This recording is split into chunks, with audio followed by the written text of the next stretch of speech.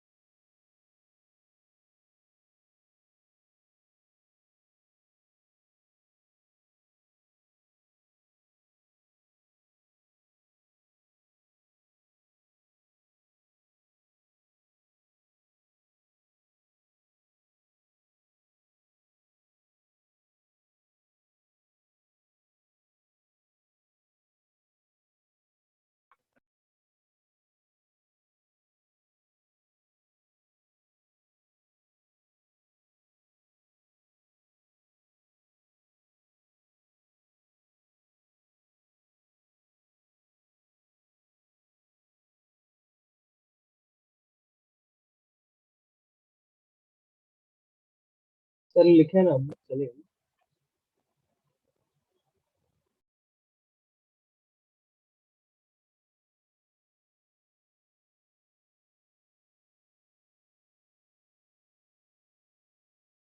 Wait कर लीजिए या लिखना स्टार्ट कर दीजिए, 5 मिनट वेट कर लीजिए, मैं लिख के एक्सप्लेन करता हूँ।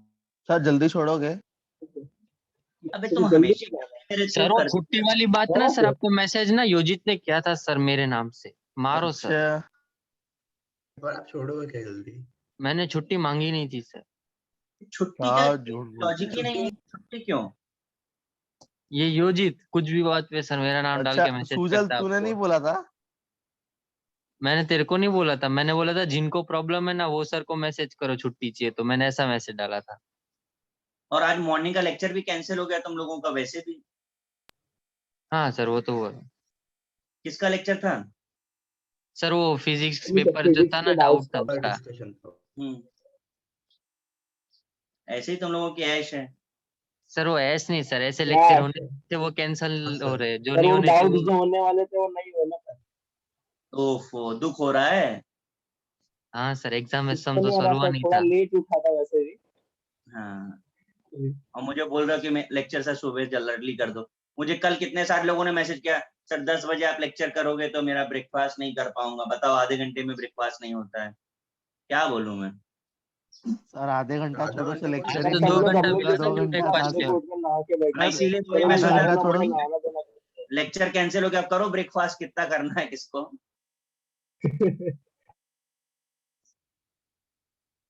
मतलब एक्सक्यूज भी देखो, सर आधे घंटे में ब्रेकफास्ट नहीं हो पाएगा, बना के करने वाले हो तुम, खाना ही तो है। वैसे भी लेक्चर के बीच में भी खा ही रहे होगे तो क्या पता। ये शिवम है ना।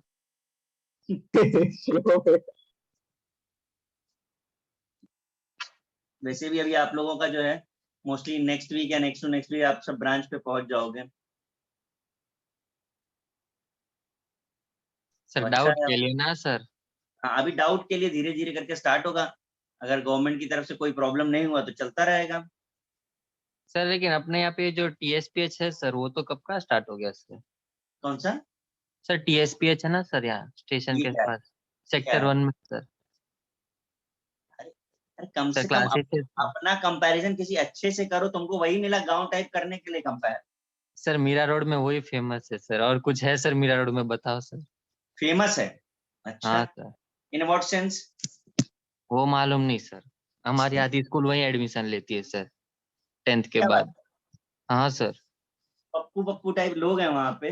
मोर देन 250 to 300 स्टूडेंट्स वहाँ एडमिशन लेते हैं सर हमारे स्कूल ले से। ही लेंगे ना बेटा, 50-50 हजार रुपए में वो लोग एडमिशन लेते हैं और उनको पढ़ाना थोड़ी ना है। उनके यहाँ अर्ली बेसिस वाले टीचर्स रहते हैं, सीधे तो अपना वो ऐसे ही सर काम मालूम चलाने के नहीं लिए सर। कर दिया। नहीं, मुझे पता है ना, क्योंकि अभी कम से कम हम लोगों को तो पता ही रहेगा। हाँ क्या? वरना सर भी वहां पे जाके नहीं पढ़ाते थे क्या? और वो बेसिकली कोचिंग जो है ना वो सीईटी वाली है। नहीं सर, वो जेई वाला भी करवाते हैं, लेकिन सर मिराड में वो एक ही तो है जो साइंस करवाती है, बाकी सब कॉमर्स करवाती है, इसीलिए। ऐसा उन्होंने नहीं लिखा रे, है है। एरोमेटिक क्लासेस भी तो है।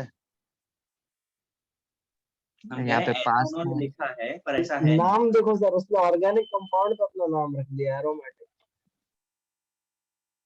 तुमको मजे की बात बताएं तो जो एरोमेटिक और ये सब दुनियादारी कोचिंग्स है ना, ये लोग जब मैं राव में था तो वहां पर कैसा होता था कि हम लोगों को एक काम और भी करना पड़ता था। जो फ्रेशर्स आते थे उनको हमें ट्रेन करना पड़ता था टीचिंग के लिए।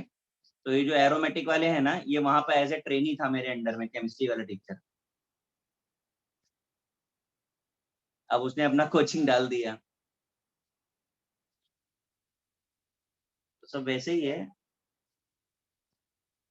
सर पर जेईडब्ल्यू मेंस और वो सब के क्लासेस करने के लिए पैसा भी इतना लगता है। देखो आप बैच बड़ा आपको ये, चाहिए वरना चलेगा ही नहीं। मैं आपको क्या बोल रहा हूँ ना, आप कभी ये जज ही नहीं कर पाते हैं। मतलब एज अ स्टूडेंट बात करोगे तो आप कभी जज नहीं कर पाओगे टीचर को। वो बात सही है। आपको कैसे पता चलेगा कि वो टीचर को आईआईटी पढ़ाना आता है कि नहीं आता? आप कैसे जज करोगे बताओ किसी को?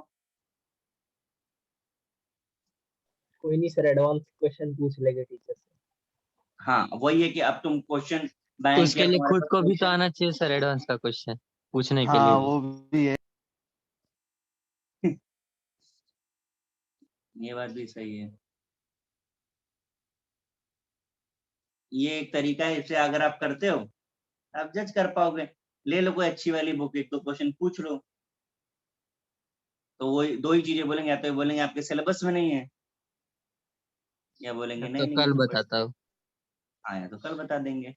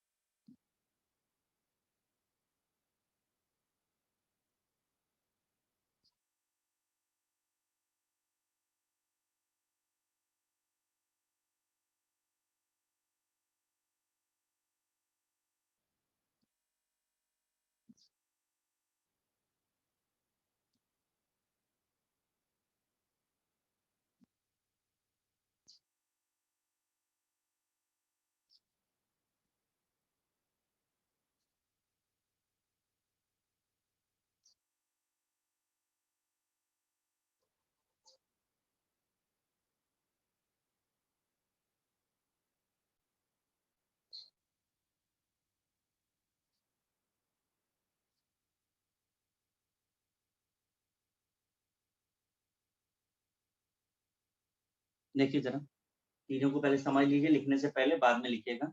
हम कॉन्सेंट्रेशन सेल की बात कर रहे हैं। अगर आपको याद हो तो डिफरेंस में ही आपको बता दिया था, यहाँ जो भी ईएमएफ प्रोड्यूस होता है वो कॉन्सेंट्रेशन डिफरेंस की वजह से होता है। अब हम किसका कॉन्सेंट्रेशन ले रहे हैं, इलेक्ट्रोलाइट का ले रहे हैं कि इलेक्ट्रोड का ले रहे हैं? अच्छा, इससे भी पहले एक बात बताते हैं, इस पर हार्डली न्यूमेरिकल्स मिलते हैं, थ्योरेटिकल क्वेश्चंस बनते हैं। हमने पहला सेल सेलेक्ट किया है इलेक्ट्रोलाइट कॉन्सेंट्रेशन। यहाँ पे देखिए इलेक्ट्रोड्स जो है वो सेम है, यानी मेटल सेम है, कॉन्सेंट्रेशन वेरी कर रही है। तो भाई जब मेटल सेम है तो आप एक बात यहाँ से ही जज कर लीजिए कि ई नॉट सेल क्या हो जाएगा, कौन सा? जीरो हो जाएगा। समझ में आ रहा मेटल है से ना? हो जाएगा, हाँ बराबर। हाँ इक्वल एंड ऑपोजिट होता है। आप सेम मेटल लोगे तो जीरो ही होगा ना, मार्क्स के बराबर आ गया। बराबर। हाँ नेक्स्ट देखिए, हमने यहाँ पर ये दिखाया है कि हमारे पास हाइड्रोजन का इलेक्ट्रोड है दोनों तरफ, और कॉन्सेंट्रेशन हमारी जो है एक की C1 है और एक की C2 है। दिख रहा है आपको? हाँ हमने लेफ्ट पे एनोड और राइट पे कैथोड लिखते हैं, अभी भी वही किया है। एनोड और कैथोड आपको रिप्रेजेंट करके दिखाया है, C1 और C2। करेक्ट? दोनों को ऐड कर दिया तो सेल रिएक्शन हमारी बन गई है 2H1 equal to 2H plus, मतलब C2/C1, ये कॉन्सेंट्रेशन। अब ये नस्ट इक्वेशन में हम वैल्यूज पुट करने जा रहे हैं। हमें यहाँ से ये पता है कि ई नॉट सेल 0 है और n की वैल्यू 2 है। इसको उठा करके हमने फॉर्मूले में रख दिया, ये हमारा फाइनल फॉर्मूला बना। दिस इज नॉट, ये आदत खराब है हर बार ई नॉट लिखने की। This is E cell, E cell equal to 0.059 by n log C2/C1। Concentration C2/C1 लिखा है, होल स्क्वायर है क्योंकि दो दो आपके आयंस हैं, आप देख पा रहे हैं। ठीक है? तो सर इसमें पहले रिएक्टेंट का लिख दिया क्या? हाँ नहीं नहीं, वो केवल साइन को ये बताने के लिए कि C2/C1 जब होगा तभी ये आपका ईएमएफ प्रोड्यूस होता है, तो ये समझाने के लिए लिखा है आपको। न्यूमरेटर बड़ा और डिनोमिनेटर छोटा होना चाहिए, साइन बदल जाएगा अगर आप उल्टा करोगे तो, ठीक है। और जिसका कॉन्सेंट्रेशन ज्यादा होगा वही कैथोड बनेगा। कॉपी करिए, फिर मैं और एक्सप्लेन कर देता हूँ।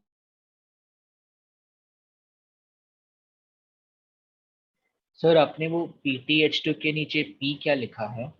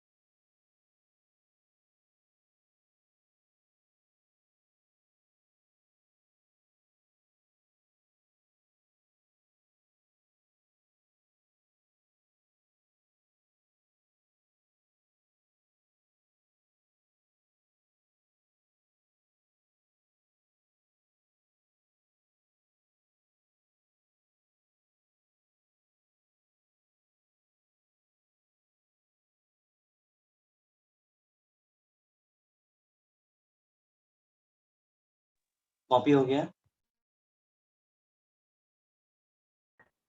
सर हाँ सर। सर आपने वो PTH2 के नीचे क्या लिखा है?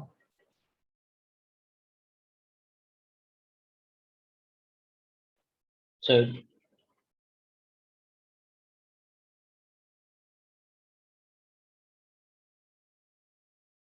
आवाज आ रही है आपको मेरी? हाँ यस सर। मैं बोले जा रहा हूँ, मुझे लग रहा है पता नहीं आवाज जा रही कि नहीं जा रही। नहीं, अभी आपने कुछ बोला तो सुनाई नहीं दिया। अच्छा, मैं यही पूछ रहा था कि हो गया है सबका? हाँ सर, वो सुनाई दिया था, हो गया।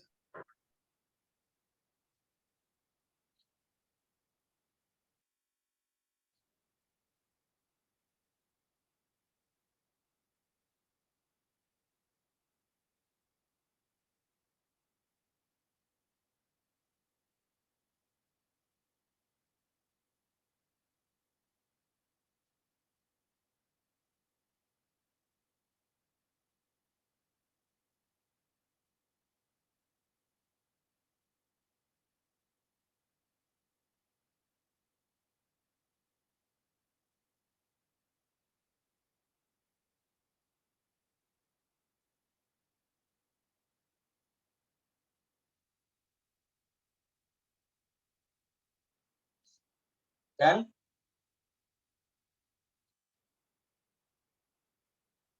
भाई लोग हो गया है तो बता दो। हाँ सर, हो गया। ये हो हो गया गया था ना वाला सर। कुछ नहीं बोल रहा था अभी तक।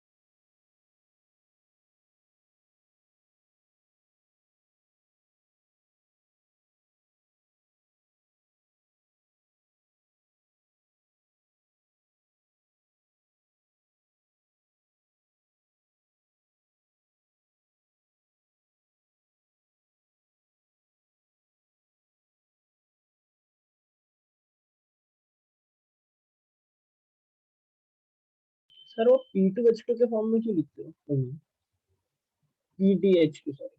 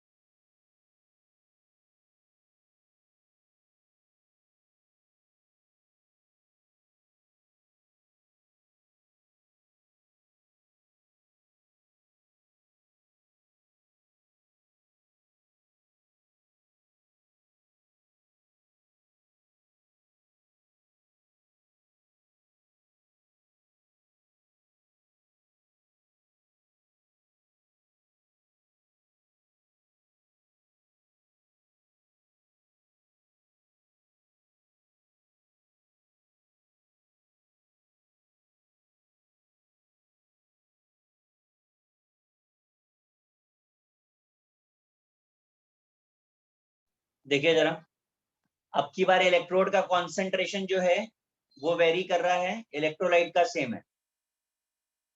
इसलिए बीच में देखिए इलेक्ट्रोलाइट को HCl एक ही बार लिखा है, दोनों तरफ हमारे इलेक्ट्रोड्स हैं। प्लेटिनम आपको याद हो तो स्ट्रक्चर थोड़ा आपको बताया हुआ था, प्लेटिनम का यूज किया जाता है क्योंकि हाइड्रोजन तो गैस है, तो किसी मेटल का सपोर्ट चाहिए हमको। यहाँ पे हाँ सर कॉन्सेंट्रेशन समझा। प्रेशर के टर्म में P1 है और यहाँ P2 है। एनोड और कैथोड की रिएक्शन दोनों को ऐड किया तो ये सेल रिएक्शन। अब आप फिर से बोलेंगे कि मैंने रिएक्टेंट अपॉन प्रोडक्ट लिख दिया है, तो भाई मैं जान के लिख रहा हूं ताकि नेगेटिव साइन ना आए यहाँ पे, क्योंकि अगर नेगेटिव साइन आता है तो हमें समझने में थोड़ा प्रॉब्लम होता है। तो उस नेगेटिव को पॉजिटिव बना दिया, P2 by P1 को P1 by P2 कर दिया। ई नॉट सेल अभी भी 0 होगा, बोलिए। वही पूछ रहा था कैसे। हाँ, ई नॉट सेल 0 होगा और N अभी भी यहाँ पर 2 ही होंगे, वो आपके सामने हाइड्रोजन दिख रहा है। सब कुछ हम ऐसा क्यों बार बार इन्वर्स करके लिख रहे हैं, तो भाई हम आपको बार बार ये बताना चाहते हैं कि जब न्यूमरेटर ज्यादा, मतलब इस केस में P1 by P2 जो होगा तभी यहाँ पर सेल पोटेंशियल डेवलप होगा, ये कंडीशन है। तो अब ये समझना आसान हो गया, न्यूमरेटर ऊपर डिनोमिनेटर, तो P1 जो है वो ज्यादा होना चाहिए P2। आप वैसे लिखेंगे तो आपको उल्टा याद रखना पड़ेगा, आप जैसे कंफर्टेबल है वैसे याद रखिए। मुझे लगता है साइन याद करने की जरूरत नहीं होती है, पोजीशन याद रखनी होती है। दूसरा, जिसका प्रेशर हाई होगा, हाई कॉन्सेंट्रेशन प्रेशर जिसका भी होगा, उसका क्या बनेगा, एनोड। इस पर ही थ्योरेटिकल क्वेश्चंस होते हैं, एनोड क्या होगा, कैथोड क्या होगा, इस तरीके का।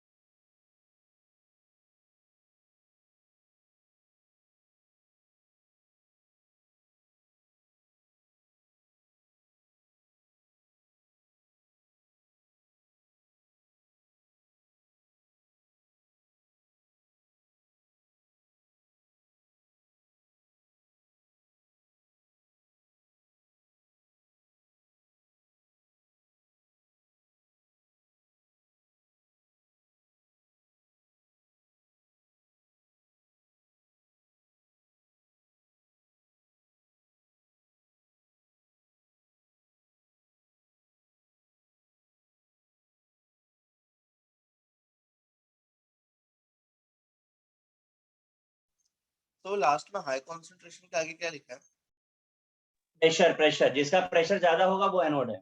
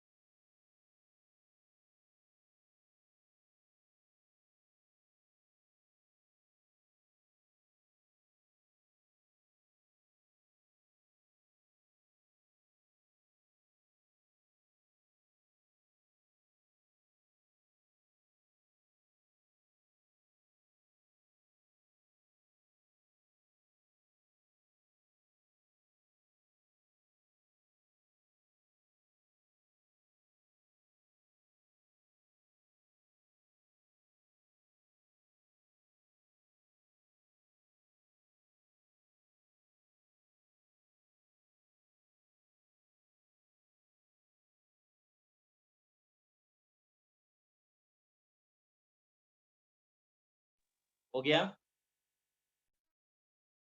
यस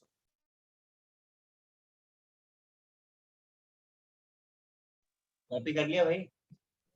हाँ सर। हाँ सर यस सर।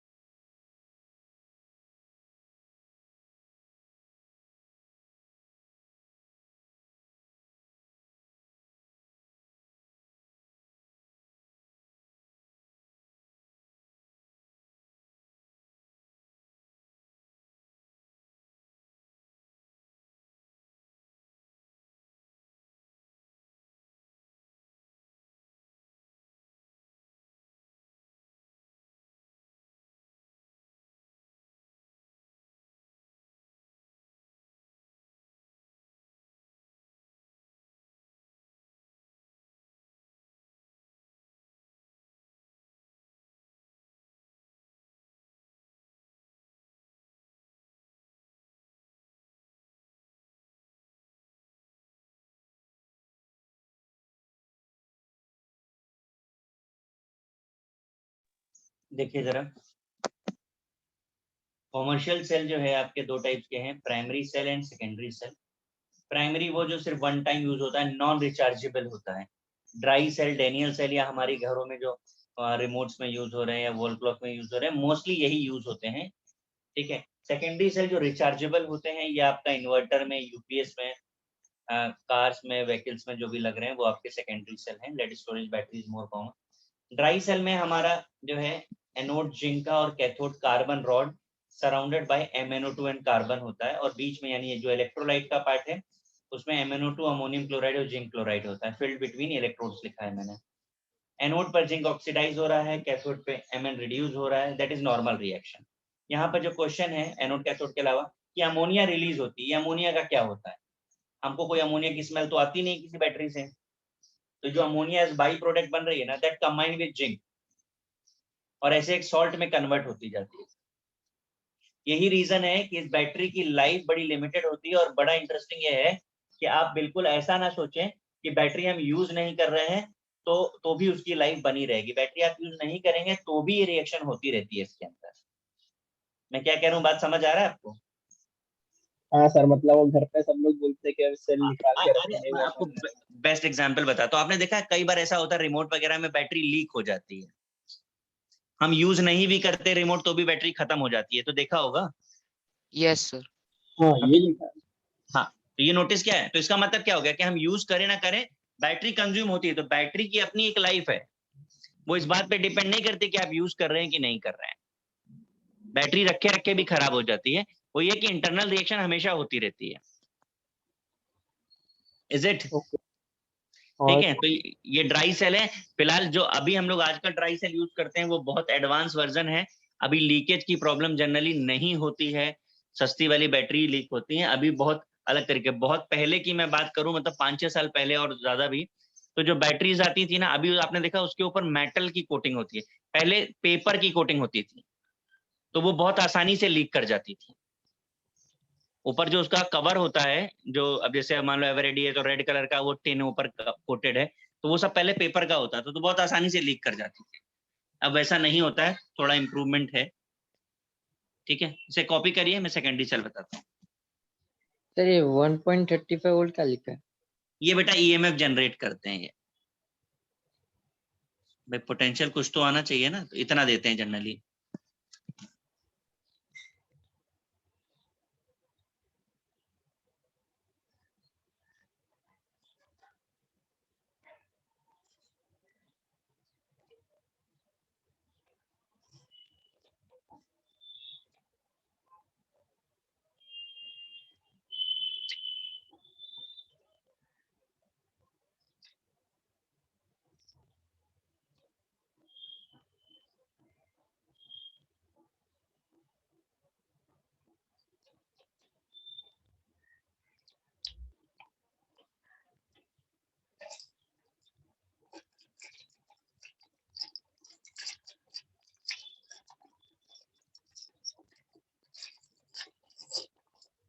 कॉपी हो गया?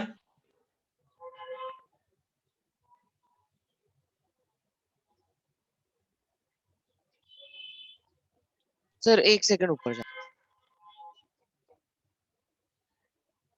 सर वो ZnNH3 है या 4 है, क्या है? कॉम्प्लेक्स में NH3।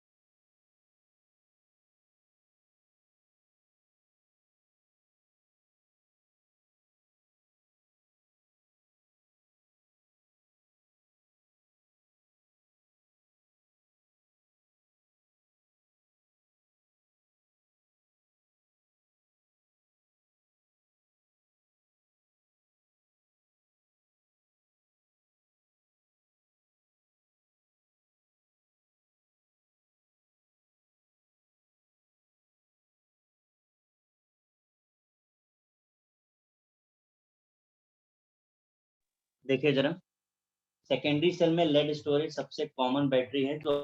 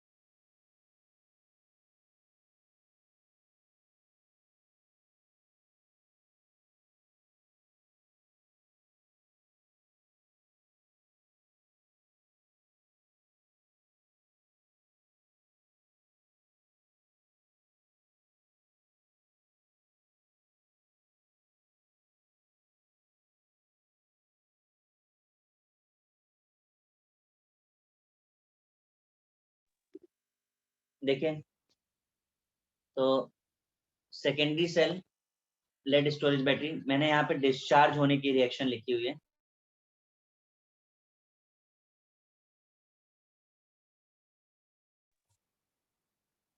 ठीक है, Pb plus HSO4 2H3O plus PbO2 2B PbSO4 4H2O। जब हम इसे रिचार्ज करते हैं तभी रिएक्शन रिवर्स हो जाती है। आपको आवाज आ रही है मेरी? हाँ हाँ सर। सर। हाँ सर। हाँ, अब जरा मैं कुछ आपको इंटरेस्टिंग चीजें बताता हूँ। आपने सुना रहेगा या देखा भी रहेगा कि पहले टाइम पे गाड़ियों की बैटरी में पानी डालना पड़ता था, बैटरी खराब हो गई पानी डाल दो, देखा है आपने? ये नहीं सुना है ऐसा? सर। नहीं नहीं सुना? कार की बैटरी में पानी डालना पड़ता है, नहीं नहीं नहीं पता है? सर। लोग तो गांव में ही रहते हो यार एकदम। चलो बताते हाँ हैं। नहीं सर, ऐसा नहीं। अच्छा, ये लेकिन पता है कि सर जब कभी बैटरी उतना स्टार्ट नहीं मालूम होती जरा है, कि पानी डाल सकते हैं। नहीं, जब गाड़ी स्टार्ट नहीं होती है तो बोलते हैं कि मैकेनिक बोलता है बैटरी पे कार्बन आ गया होगा, ऐसा कुछ देखा है? नहीं सर, अभी तो ऐसा नहीं देखा। नहीं सर। हाँ, मैं हूँ, सब छोड़ दो, चलो बताते हैं। देखो कैसा होता है, जब कभी ये डिस्चार्ज की रिएक्शन में PbSO4 का फॉर्मेशन हो रहा है, ये व्हाइट कलर का होता है, तो जब बैटरी की एफिशिएंसी कम होने लगती है तो इसका मतलब क्या होता है, ये PbSO4 जो है वहां पे बैटरी के टर्मिनल पे डिपॉजिट हो जाता है। ये डिपोजिशन बढ़ता जाता है, और जब बहुत ज्यादा डिपॉजिट हो जाता है तो टर्मिनल से जो सर्किट है वो कंप्लीट होना बंद हो जाता है और बैटरी काम करना बंद कर देती है। ऐसे में जब गाड़ी स्टार्ट नहीं हो रही, मैकेनिक आता है, सबसे पहला काम उसका होता है उस टर्मिनल से इस व्हाइट डिपोजिशन को हटाने का। वो क्लीन करता है और फिर से टर्मिनल को कनेक्ट करता है तो सर्किट कंप्लीट हो जाता है। तो ये क्वेश्चन पूछा गया है कि ऐसा होगा तो क्यों होगा, तो व्हाइट क्रिस्टल्स ऑफ PbSO4 की वजह से। दूसरा, जो पानी ऐड किया जाता है तो उस वाटर का क्या लॉजिक होता है? जो वाटर ऐड करते हैं दैट इज डिस्टिल्ड वाटर। ठीक है, डिस्टिल्ड वाटर जो हम डाल रहे हैं उसका लॉजिक क्या होता है? भाई जो वाटर हम डाल रहे हैं, पानी से तो बैटरी नहीं चलती है, लेकिन बैटरी में HSO4 यानी H2SO4 प्रेजेंट होता है। तो आपने जो वाटर ऐड किया वो इसको थोड़ा डाइल्यूट कर देता है। ठीक है, और डाइल्यूट होने के बाद ये सर्किट वापस से एक्टिव हो जाता है। और इसका मतलब ये नहीं कि पानी डालते रहने से बैटरी चलती है। थोड़े टाइम तक आप ये कर सकते हैं कि डिस्टिल्ड वाटर से बैटरी को काम चला सकते हैं।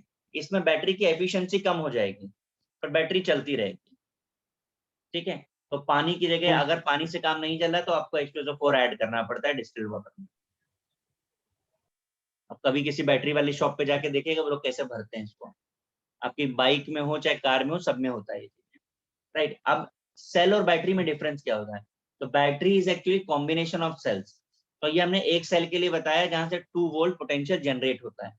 नॉर्मली एक बैटरी में 6 सेल्स होते हैं, 6 प्लेट्स होती हैं, इसलिए टोटल उसका 12 वोल्ट वो जनरेट करता है। नोट कर लीजिए। हो गया sir. Good.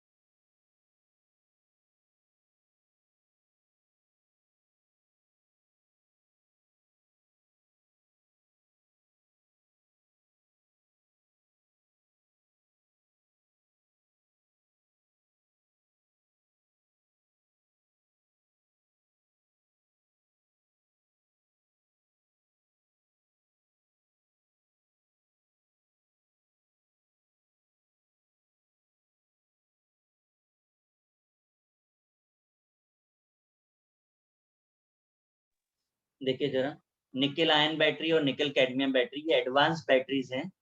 Nickel ion battery को एडिशन बैटरी बोलते हैं। इसमें आप देख पा रहे हैं आयन का एनोड और निकल का कैथोड है। ईएमएफ इसमें भी 1.35 जनरेट हो रहा है। फिर निकेल कैडमियम है, ये एक्सपेंसिव है, कैडमियम एक्सपेंसिव होता है तो ये थोड़ा एक्सपेंसिव बैटरी है।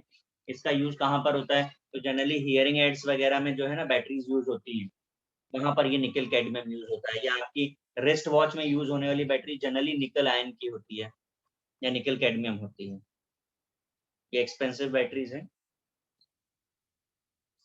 सर को एफिशिएंसी में डिफरेंट होता है अगर कैडमियम डाला तो? एफिशिएंसी इनकी ज्यादा होती है भाई, अगर आप ज्यादा पे कर रहे हो तो ज्यादा एफिशिएंट ले रहे हो आप। कुछ तो होना चाहिए ज्यादा पैसे का। हाँ हाँ। इसीलिए think like Gujarati, sir Gujarati है। तभी फिर सोच नहीं पा रहे हो पैसे का बात, क्या मतलब है? He can even speak Gujarati, sir sir. इसलिए तो पूछा महंगा क्यों है। अच्छा इसीलिए पूछ लिया तुमने, तो- मुद्दा उठा दिया।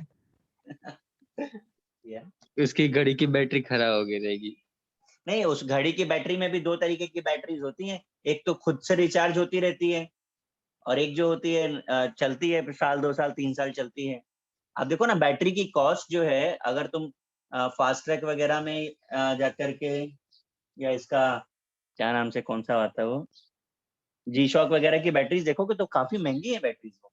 अच्छा हाँ, वो वाली होती है सर। तो 1.35 वोल्ट की होती है, आप कभी देखिएगा वो बटन बैटरीज बोलते हैं, वो 1.35 वोल्ट ही होता है सर। पर वही है कि वो चलती हैं, अपने आप को रिचार्ज करती हैं, पर रिचार्ज बैटरी का मतलब भी ये नहीं होता है कि लाइफ टाइम चलेगी। जो रिचार्जेबल वाली भी हैं उनका भी एक टाइम के बाद अंदर जो इलेक्ट्रोलाइट है कंज्यूम तो होता ही है, पर स्लो कंजम्पशन है, हाँ सर। खत्म तो हो गई। ऐसा थोड़ी ना कि पता लगा जब बच्चा पैदा हुआ था उसको गिफ्ट किया हमने, हाँ बच्चा बुढ़ा हो गया उसके बाद भी चला रहा है, लो बेटा अगली जनरेशन को पास ऑन करेंगे। वो भी सर एक ही सेल पे। वो तो नहीं हो पाएगा ना कि बच्चा पैदा हुआ था तो उसको हमने दिया था एक टॉय बैटरी वाला, वो अपने बच्चों को भी दे रहा है। मेरे दादा के दादा भी यूज करते थे।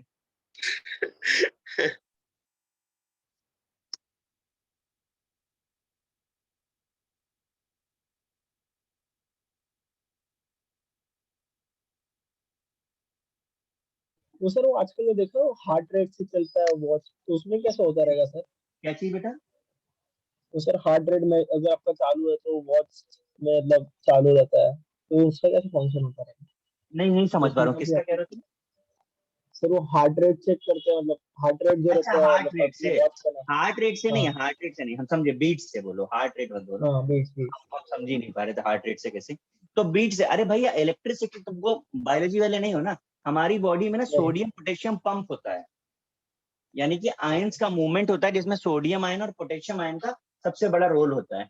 वो सोडियम और पोटेशियम आयन जब जैसे से मूव करते हैं वैसे वैसे स्टिमुलस हमारी बॉडी में आगे जाता है, तो एक तरीके का करंट प्रोड्यूस होता है। और मुझे लगता है कि शायद लाइफ में कभी ना कभी आपने अपने बॉडी के करंट को रियलाइज किया होगा। कभी किसी ने किया है रियलाइज बॉडी मतलब करंट? कैसा होता है? ऐसा होता है, देखो मैं तो बहुत अच्छे से बम जैसा जानता आता है हूँ, वो हाथ ऊपर आता है ऐसा। हमारी बॉडी में भी करंट फ्लो करता है। कभी कभी आपको जर्क फील हो सकता है, हाँ सर होता है। कभी कभी आपको हाँ सर, होता है सर, अचानक होता है सर। हाँ सोते समय जनरली ज्यादा होता है जर्क फील, है ना। और उसी का ही हाई लेवल होता है, जब जर्क लेवल मतलब सोडियम पोटेशियम लेवल बहुत हाई हो जाता है ना बॉडी में, तब फिट्स आने लगते हैं। फिट्स पता है ना, हाँ सर देखा है। दौरा जिसे बोलते हैं हिंदी में। तो वो वही तो है, जब करंट फ्लो जो है एकदम से हाई लेवल पे चला जाता है तब फिट्स बोलते हैं उसको। नॉर्मल जर्क सबकी बॉडी में लगता है। जैसे आप सो रहे हैं, सोते सोते एकदम से उठ गया तो आपकी बॉडी को जर्क लगेगा, हाँ सर। है ना। और मैं तो बड़ा एक इंटरेस्टिंग आपको चीज बताता हूँ, मैंने शायद बताया भी था कभी कि जो इंजेक्शंस लगाए जाते हैं ना हमारी बॉडी में, वो आर्टरीज में, वेन्स में लगाए जाते हैं, वेसल्स में लगाए जाते हैं, ठीक है। तो डॉक्टर, आपको तो लगता होगा अरे डॉक्टर क्या करता है, बस ऐसे कॉटन लगाया और सिरिंज घुसा दिया। ऐसा नहीं होता है, इंजेक्शंस अलग अलग टाइप के होते हैं। एक आईवी होता है, आईवी पता है ना? हाँ सर नहीं, जब ड्रिप वगैरह चढ़ती है तो आपके पाम के ऊपर लगाया जाता है, back side of palm, thumb के आसपास। देखा है तो सर। देखा है ना, वो प्रॉपर ना वेन्स में लगना चाहिए, वो प्रॉपर वेन्स में लगना चाहिए। तो मेरा एक सर्जरी था तो उसमें उनको वेन्स पे लगाना था। डॉक्टर जो है वो नया नया था, पक्का अभी मैं कह सकता हूँ नया नया था, क्योंकि उसने 3-4 बार लगाते तो भी नहीं लगा। हाँ समटाइम्स ऐसा होता है, नहीं 3-4 बार लगा लेता कोई प्रॉब्लम नहीं है, लेकिन एक बार में उसने ऐसी लगाई कि लग गई मेरी। ठीक है, तो उसने क्या किया कि जनरली तुमको पता है कि नहीं कि आईवी हो या इंजेक्शन का कोई भी रोल हो, बॉडी के लेफ्ट पार्ट को प्रेफर किया जाता है, राइट साइड को प्रेफर नहीं करते हैं डॉक्टर। हाँ सर, अभी वैक्सीनेशन भी लेफ्ट साइड पे ही कर रहे हैं, राइट पे नहीं लेफ्ट साइड पे कर रहे हैं। हाँ sir। आपको पता है उसका उसका रीजन क्या है? सुनोगे तो हिल ही जाओगे। तो मेरे लेफ्ट साइड में आईवी लगा रहे थे वो थंब के ऊपर, और उसने एक ही बार में लगा दिया। तो ठीक है, लेकिन जैसे ही उसने ना वो सिरिंज को, निडल को अंदर डाला ना, तो मुझे करंट लगा। ठीक है, मुझे करंट लगा, मैंने उसको बोला मुझे करंट लगा, तो बोले ऑब्वियस है, तो लगता ही है, कभी कभी होता है। तो आई वाज ठीक है भाई, होगा। मैंने कहा दर्द हो रहा है? बोले हाँ, तो होगा, इंजेक्शन लगाया है 100 needle साल अभी। में एक बार। हाँ, उसके बाद वो चलने दो भाई, उसके बाद वो धीरे धीरे दर्द, मुझे पूरा लगभग 1 साल हो गया। फिर मुझे किसी ने सजेस्ट किया कि एक काम करो, तुम न्यूरो सर्जन को दिखा लो। आफ्टर 1.5 ईयर मैंने न्यूरो सर्जन को दिखाया। न्यूरो सर्जन का तो काम ही उसने तुरंत समझ लिया। उसने बोला आपको न्यूराइटिस हुआ है। न्यूराइटिस का मतलब समझते हैं? देखो नहीं बेटा, नहीं। किसी चीज में अगर ITIS लग जाता है, बायोलॉजिकल वर्ड है, इसका मतलब होता है कि उस चीज में स्वेलिंग आ गई है। ठीक है, जैसे कंजक्टिवाइटिस, सुना है? हाँ सर। हाँ सर। कंजक्टिवा, आंखों की कंजक्टिवा में स्वेलिंग आ गई तो कंजक्टिवाइटिस। ठीक है, ऐसे ही मुझे हुआ है न्यूराइटिस। तो जो न्यूर है, ये term is related with neurons, body की नर्व सेल से। तो उसने क्या किया था इडियट ने, कि उसको वेन बराबर समझा नहीं, और उसने मेरी नर्व को प्रिक कर दिया। प्रिकिंग समझते हैं? हाँ हाँ सर। सर। हाँ, छेद कर दिया उसमें इडियट ने। No sure। अब उसमें क्या हुआ, तो अभी अगर आप नर्व सेल से, मैंने बोला सोडियम पोटेशियम पंप होता है, वो कंडक्शन देखता है, तुमने उसको प्रिक कर दिया, तो करंट तो लगेगा ही मुझे। उस समय करंट ही लगा। बाद में जब ये पेन होना शुरू हुआ, डॉक्टर ने देखा, तो उसने बोला आपकी नर्व प्रिक हो गई है। अब आपको एक और इंटरेस्टिंग चीज बताए, हमारी बॉडी में एक ही पार्ट, एक ही सेल ऐसी है जिसकी रीजनरेशन पावर 0 है। कौन सी सेल रीजनरेट नहीं तो होती? नर्व्स, हाँ। Neurons, neurons, nerve cell. अब उसने प्रिक कर दिया, और मुझको दर्द हो रहा है, डॉक्टर ने बोला ये कभी ठीक नहीं होगा। और मैं क्या कर रहा था, मेडिसिन खा रहा था, मेडिसिन काम नहीं करती थी। क्यों काम नहीं करती थी भाई? कंडक्शन कौन करता है? नर्व सेल्स करती है ना। अब तुमने नर्व सेल को ही ब्रेक कर दिया, तो कंडक्शन कैसे होगा? अच्छा, तो सर अभी हार्ट ठीक है क्या नहीं है? क्या जी?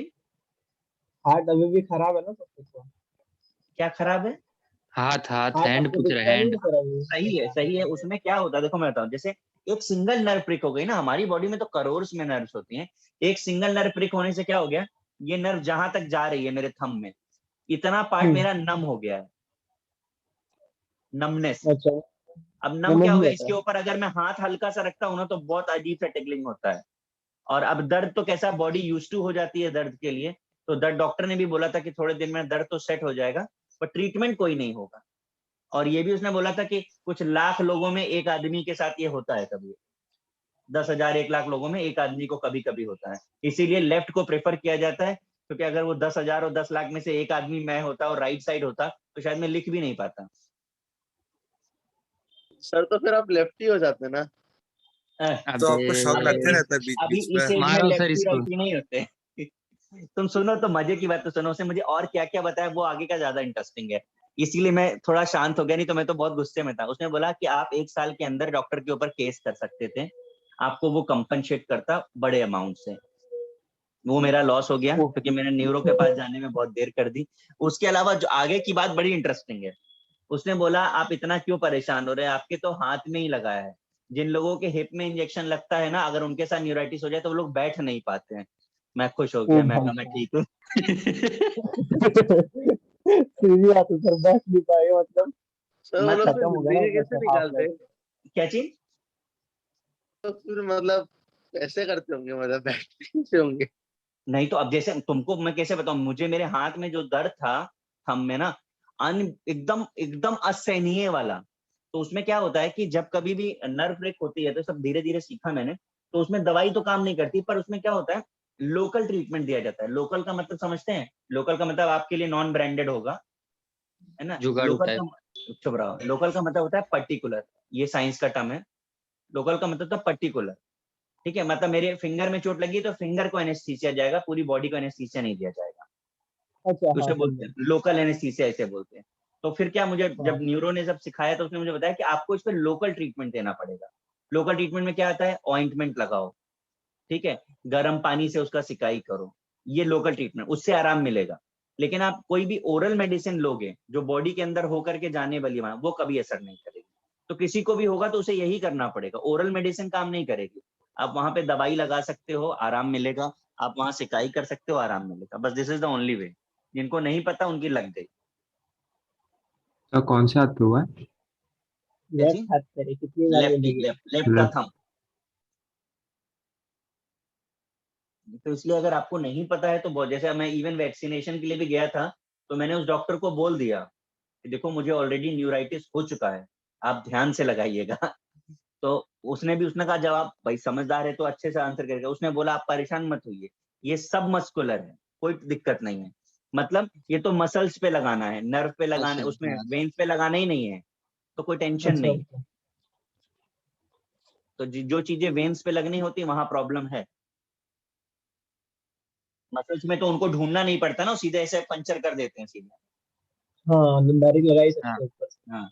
आईवी आईवी दिक्कत वाले कुछ में नहीं उनको है। ढूंढना पड़ता है कि कहाँ पर है नर्व। चलो, बैक टू द टॉपिक। ये हम यहाँ तक यस। पहुंच गए हैं, हम आगे चलते हैं।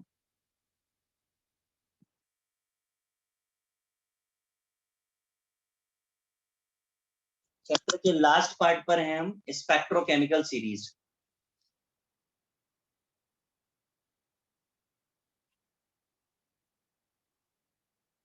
देखो स्पेक्ट्रोकेमिकल सीरीज बोलना, कोऑर्डिनेशन कंपाउंड हो जाएगा।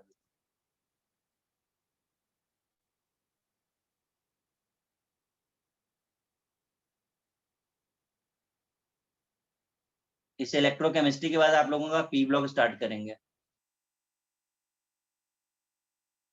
सर और कितने लेक्चर्स लगेंगे किसको? इलेक्ट्रोकेमिस्ट्री?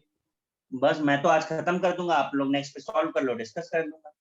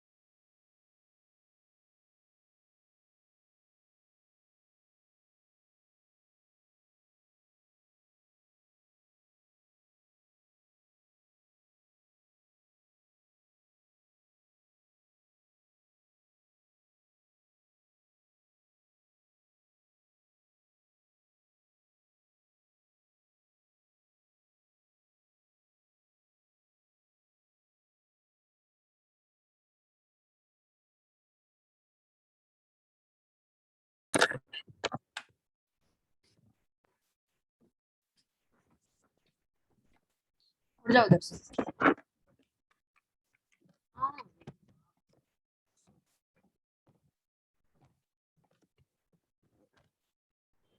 हो गया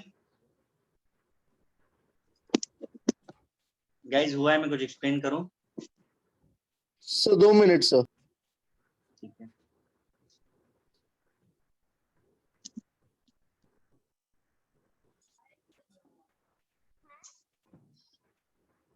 क्या?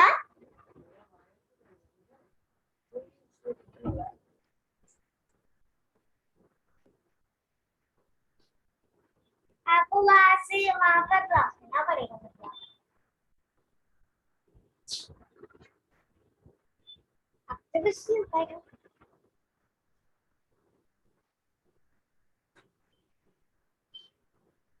आप क्या?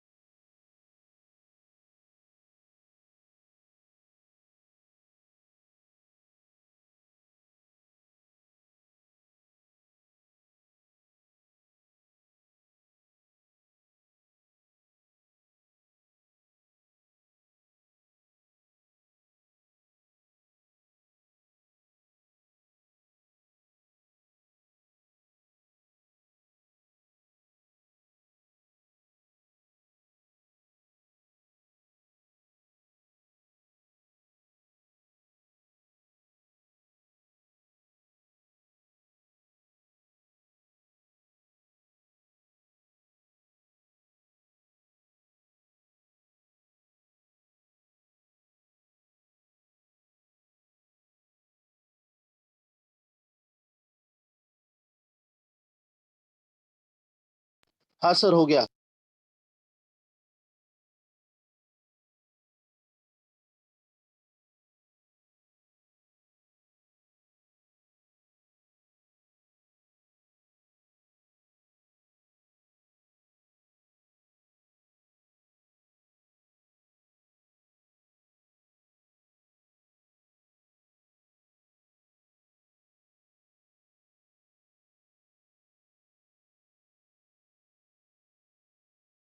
मैं एक्सप्लेन करूं भाई?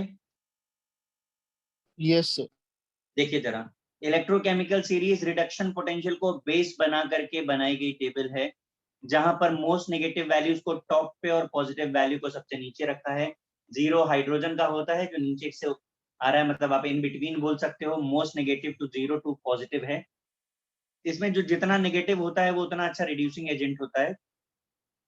इसके अलावा एक जनरल चीज याद रखिए, किसी भी रिएक्शन में ऊपर वाला एलिमेंट कैन डिस्प्लेस नीचे वाले एलिमेंट को फ्रॉम दियर सॉल्ट। ये सबसे बड़ा पॉइंट है कि हर बार कोई ऊपर का एलिमेंट नीचे वाले को डिस्प्लेस कर सकता है। इसका एप्लीकेशन हम लोग ने प्रिपरेशन ऑफ हाइड्रोजन में भी किया था, अगर आपको थोड़ा बहुत याद आता हो। ठीक है, metal placed above hydrogen in ECS produce hydrogen with acid, ये पहला पॉइंट। दूसरा, metal placed above MG in series, magnesium से ऊपर जो भी सीरीज में है, आपको दिख रहा होगा हाँ सर। ये रहा। ठीक है, decompose LIC water at MG ordinary का। टेम्परेचर, यानी कि यहाँ से यहाँ तक ये जो है नॉर्मल वाटर में हो जा रहा है। mg को पकड़ के चलेंगे तो ये आपका नॉर्मल टेम्परेचर आप बोल सकते हो, रूम टेम्परेचर आप बोल सकते हो। ये हाई टेम्परेचर है, जैसे जैसे नीचे जाते जाएंगे टेम्परेचर बढ़ता जाएगा। Fe अगर आपको याद हो तो स्टीम पर आ जाता है। ठीक है, तो ये हो गया। इसमें कहीं किसी को कोई प्रॉब्लम है किसी पॉइंट पे? सर MG लो पे होगा कि नो हाइट पे होगा? क्या चीज? MG किस पे होगा, मतलब MG ये देखो, लो वाले में आएगा?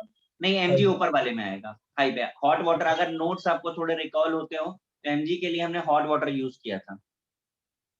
हाँ मतलब ये एक्चुअली नीचे जैसे जैसे आ रहा टेम्परेचर बढ़ रहा है, आप तो ऐसे कंपेयर कर लो। ओके। हाँ।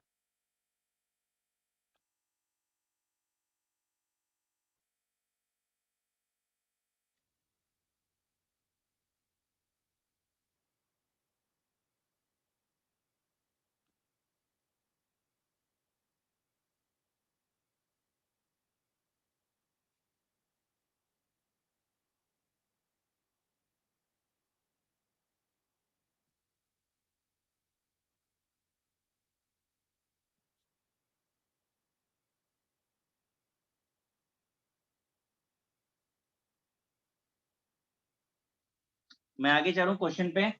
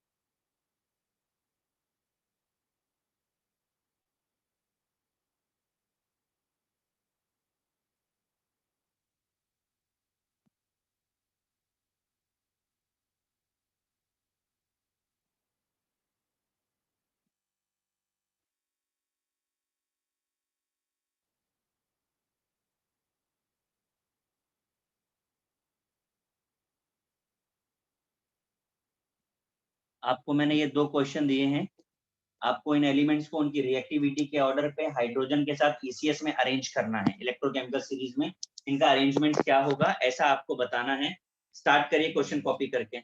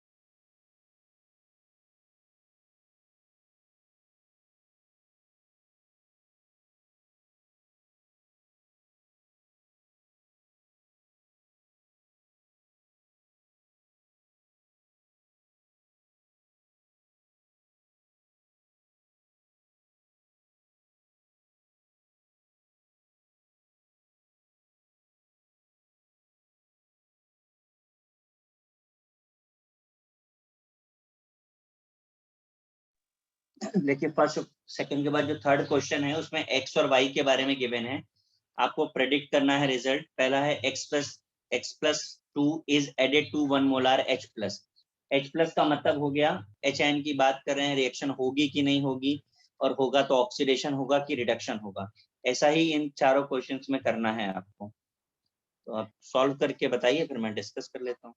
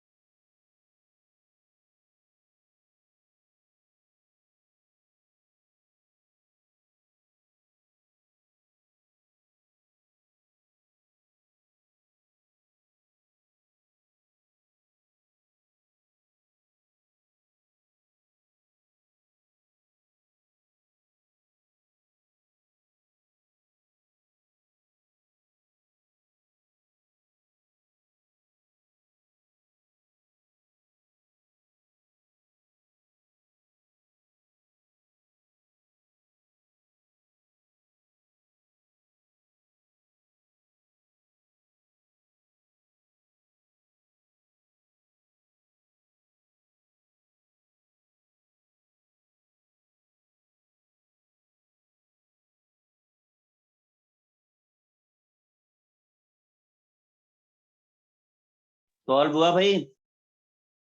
1 मिनट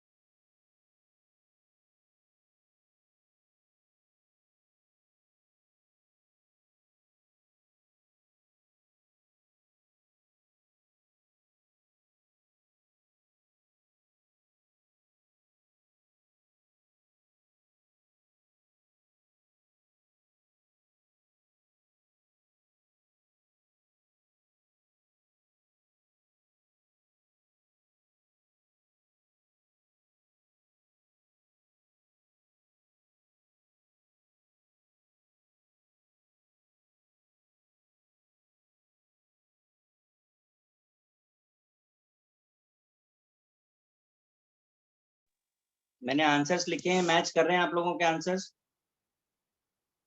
यस सर। सारे? सारे नहीं, सारे सेकंड नहीं? वाला नहीं। मतलब 1 2 3 तीनों के आंसर्स लिख दिए?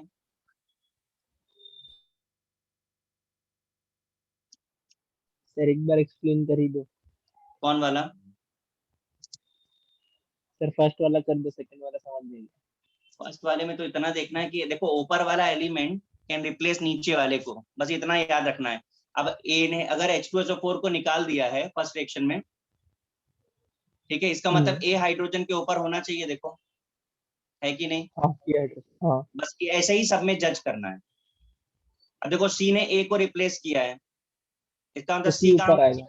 ए के ऊपर होना चाहिए, ठीक है। और पर सी ने ई हाँ को सर रिप्लेस समझा नहीं अभी। किया,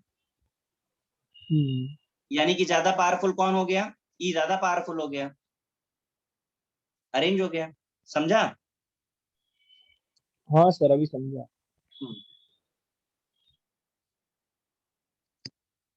मेरा प्रैक्टिस भी तो खत्म हो थर्ड गया, मेरा क्वेश्चन मेरा चैप्टर भी समझ खत्म हो गया है।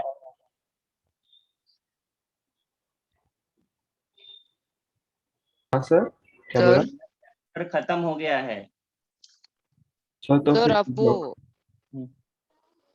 तो क्या बोलिए। खत्म हो गया? चैप्टर खत्म हो गया। सर अभी पी ब्लॉक चालू करोगे आप? अभी नहीं, नेक्स्ट लेक्चर पे डिस्कशन करना है, सर मॉड्यूल तो मतलब डिस्कस कल क्या करेंगे? Module discuss. तो आप ऑलरेडी कर चुके हैं। सर आप वो 0.1 मोलार वाले सम्स कभी करोगे? मतलब हमने सिर्फ 1 मोलार वाले किए थे। कल कर लेंगे, एक दो क्वेश्चन की उसमें कुछ ज्यादा नहीं है, एक दो क्वेश्चन की प्रैक्टिस करके मॉड्यूल डिस्कस करेंगे। अगर आप लोग मॉड्यूल कल नहीं कर पाते हैं तो मैं पी ब्लॉक स्टार्ट करूंगा, मॉड्यूल नेक्स्ट लेक्चर पे डिस्कस करूंगा, ठीक है सर। ठीक है। कल का टाइमिंग क्या है लेक्चर का अपना? 11 to 1। तो अर्ली करना है क्या? 10 to 12। कर लो। हाँ सर 10 to 12 हाँ सर कर 10 लो to सर। 12 कर दो। 10 to 12 कर दें। रुको एक मिनट जरा मैं देखूं मेरा शेड्यूल क्या है। सर पी ब्लॉक के लिए कितना टाइम लगेगा? अब ये सब अभी नहीं पता मुझे, शुरू होने से पहले, गांव बसने से पहले लूटने का प्लान बना लेते हो। 10:30 कर देते हैं कल, 10 से कर दें? 10 चलेगा सर 10 बजे कर लो। 10 से कर सर दिया 10 जाओ। करोगे तो 10:30 से चालू होगा। 10 से 12 ओके डन, हाँ ठीक है, चलो हाँ okay, bye bye. Thank you sir, bye. आप थर्ड एक्सप्लेन करोगे? कल करेंगे अब एक्सप्लेन हम, ठीक है। क्वेश्चन कॉपी करके रखो, कल करते हैं, ठीक है, ठीक है, okay bye. Thank you sir. Thank you sir, bye.